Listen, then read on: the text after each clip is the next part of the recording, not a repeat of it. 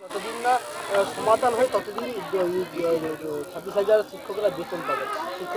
এটা লিগ্যাল এক্সপার্টরাই বলতে পারবেন সুপ্রিম কোর্টের জাজমেন্টের পরে এটা করা যায় কিনা।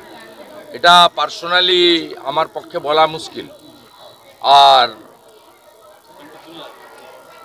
আমি আবারও বলি, সমস্যার সমাধান রিভিউ পিটিশনের তো হিয়ারিং হবে, সেখানে যদি যোগ্য তালিকাটা ফেলে দেন তাহলে একটা বড় অংশের, কেউ 19,000 বলছে, কেউ 18,000 বলছে, যাই হোক একটা বড় অংশের যোগ্য শিক্ষক শিক্ষিকা শিক্ষাকর্মীর চাকরি বেঁচে যায়। এটা আমরা সবাই প্রেয়ার করছি।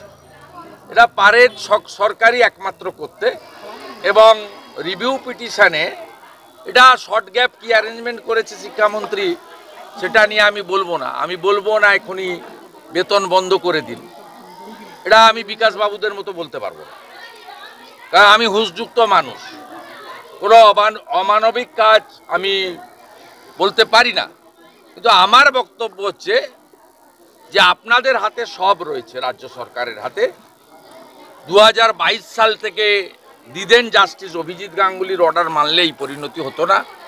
সুপ্রিম কোর্ট আগের চিফ জাস্টিস মাননীয় চন্দ্রচূড়জি, বর্তমান চিফ জাস্টিস মিস্টার সঞ্জীব খান্নাজি 16 বার আপনাদের সুযোগ দিয়েছে সেগ্রিগেট করার জন্য যোগ্য অযোগ্য।